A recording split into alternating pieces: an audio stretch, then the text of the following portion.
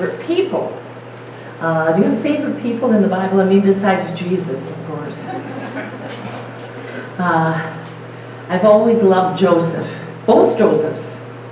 The other Joseph I really love because he took Mary, and it's easy for us to say that he knew that she was, that the child belonged to God, but you know, I think there are a lot of men in this world who have taken a woman who's pregnant and become a father that way. And so he's a hero of mine. I just love him for having done that and for being good, so good to her. Now actually, this Joseph from Genesis we know more about, don't we, than we did about the later Joseph. Joseph's my favorite name. If I'd had a son, he would be Joseph, but he doesn't exist, so all we can do is talk about this one. I'm just going to say a few words. I won't ask you to answer this question, but you know in your heart whether you read any of these passages or all of them. But you probably know the most of the story because you've probably heard it all your life and don't realize it. This microphone sounds really strange. I could go without it, but he needs it for the video. So, I'm just going to tell you a few things about Joseph in case you missed some of them in the reading. Joseph is his father's favorite son.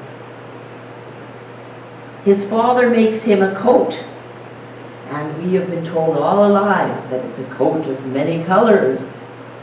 I can see that Tom has done his Hebrew because it's not a coat of many colors. Well, we don't know exactly what it is, but he made him some kind of very special coat. Some say that it was made with different fabrics. And we don't know what it was, but we like to imagine it. And of course, it became the amazing Technicolor Dreamcoat, right? Where they didn't have Technicolor. So I think it might have been many colors. And he was then set out in front of his family as being special. Any of you come from a big family? Do you let anybody know you're special? It's not such a good idea because of jealousy. So he has many brothers and they are jealous of him. Then he discovers that he has some talent in the dream and vision department, and he is able to discern dreams. And we still have people who do that today or think that they're doing it, and sometimes it's even us. We say, I had a dream and it means this and this and this, and maybe it does and maybe it doesn't, but he dreamed that something to do with the sheaves of wheat, that he was lifted up above the others. And in fact, it turned out to be something that did happen to him, but at this point it was just a dream, and all it did was make them more angry. So when they had an opportunity to be alone with him, away from the father, the doting father, they decided they were going to kill him. Then his brother Reuben said, oh, we better not kill him, because that's not a good thing to do. So they had some sense of honor, but not enough. So they decided they would just leave him in a pit and have him sold off to slavery, and he would either die there or he would be gone away. So they take the coat from him and they put the blood of an animal on it and bring it back to the father, who's grieving for who knows how many, maybe 20, 30 years while Joseph is away. But Joseph has not died. He's been taken to Egypt as a slave. Now, what happens to him next? You know, he goes to work for a man named Potiphar. And Potiphar's wife notices that he is handsome and good looking. And in the Bible it says both handsome and good looking. So I don't know what that means, but it means he was really great in every way. And he was also very honorable, thank goodness, because Potiphar's wife decides she wants him for herself. So when Potiphar is away, see, we get a little bit of exciting stories in the Bible. She goes after him, and I just love this story. He will not have it. He's not getting into bed with this woman. By the way, in the Bible, when it says somebody's wife, like for example, do you remember the story of David and Bathsheba? In the story of Bathsheba, they say that she is, they say her name, but then they say she's Uriah's wife. You notice that? They don't call her Bathsheba for quite a while when they're talking about her. They're telling us who she is. Her identity is that she doesn't belong to David. She belongs to this other man, or Uriah. But that's another story. That's also a little bit exciting. Anyway, back to Joseph. Joseph is taken to Egypt, goes to the Potiphar's house. The wife comes after him, and he decides he's going to take off, and he runs away from her so fast that he loses his clothes. I guess they had looser clothing than we have today, because he hadn't taken any of them off. They just kind of ended up off. So she takes that clothing to the authorities and says, you see, he came after me, and I was so upset, and he left without his clothes, and I've got them right here. Do you know another Bible story where somebody runs off without his clothes? It's the strangest thing. It's in the Gospels about Jesus, about when Jesus is in the Garden of Gethsemane. It says a young man ran off naked. And I can never figure that out. So when you figure it out, what the connection is, because there's always a connection, let me know, will you? It's one of the quandaries of my life. So anyway, David is now free of her, and because of what he supposedly did, and he's innocent, he goes to jail. He goes to prison. But he's one of those people, and you've probably known some people like that in your life, that no matter what happens to him, he kind of pops up and everything gets better. He's, we won't say lucky, we'll say blessed. God is always watching over Joseph. So while he's in the prison, all kinds of things happen to him.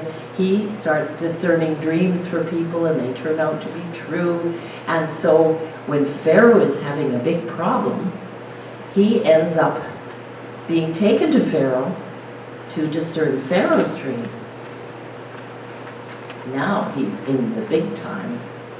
He's not just in an ordinary house, he's in Pharaoh's house.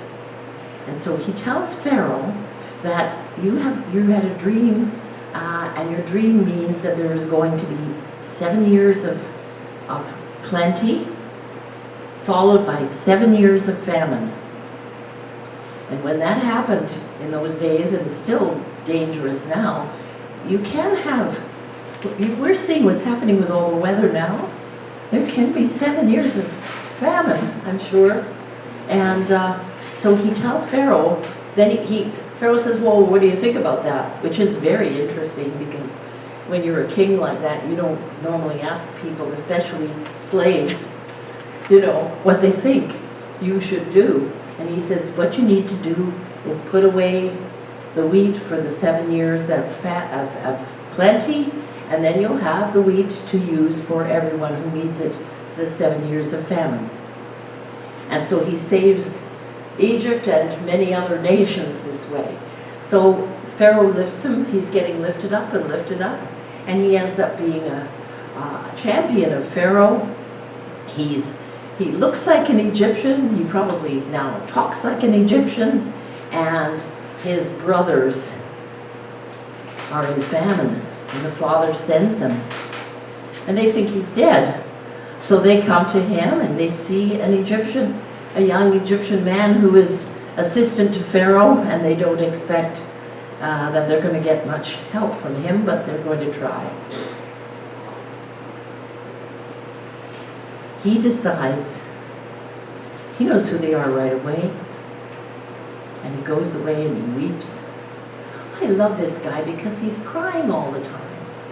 He has good things happening to him, but he's very sensitive to relationships and to love and sincerity, and he's weeping and weeping, and I think that's so beautiful. Most men try not to cry, not Joseph. He does try to cry away from the Egyptians most of the time. By the time he gets to the end of the story, he's crying in front of the Egyptians. So he's given up any possibility of trying to maintain that manly stance. So the brothers ask for help, and he decides he's not going to tell them who he is. So he gives them what they need and loads them down with goodies and sends them back to their father. And he says, they say that we have a younger brother named Benjamin, whom our father is so devoted to. And he was devoted to another son who died, and he knows that's him. So he sends them back, and he says, I want the young brother, you come back, when you come back here, you bring him. And they say, oh no, we can't bring him. Our father will die if we lose him, if he loses him. So he knows that this is what he needs to do, because he's not going to die. He'll take care of him if he comes. So they bring him back. And there were all kinds of other details of the story, of course, which you could talk about later. But they come back eventually. They bring Benjamin. Joseph weeps. Benjamin weeps. Joseph tells the brothers, he says, I've got the words here, I am Joseph. God sent me before you to preserve life. So it was not you who sent me here, but God. And God has made me a father to Pharaoh. So he knew that we don't know how old Pharaoh was, I don't think, but he's saying that he's got that power now. And so they bring the father back, and everybody cries. Joseph cries the most, definitely. It says he cried so loud the Egyptians even heard. and that they lived happily ever after. And they became, the brothers and Joseph became the 12 tribes of Israel. Now what do we learn from this? It's a tale of a boy who made good, right? Someone who made good out of every time something bad happened to him, it worked out for good. Not just because of an act of God, or not because of an accident, because he also had wisdom. Joseph had a lot of wisdom, and Joseph overcame all adversity. So that's always a good lesson for us. We can try. We don't always succeed at that. Joseph was faithful under duress. We see that with Potiphar's wife. It would be easy for him to just fall in with her and think maybe that'd be good for him, you know. And many, many people would. And they can't even be blamed that much, but he didn't do that. He was always honorable. And Joseph had dreams and visions about the future. But he also had discernment, I think, about the future. He could feel which way things were going to turn. You know, if you're going to have some good years, you better put something away. That's just practical, isn't it? And Joseph, as I said, is very, very sensitive. Joseph weeps a lot. He's a good person, a really good person. And I believe, and I'm sure you'll agree, the most important thing about Joseph, and so I'll end with this, that he forgives. You know, it's one thing to forgive somebody who said some little thing wrong to us, you know, but what he did was they sold him out to slavery. They left him to die. They had no concern about him. He forgave them.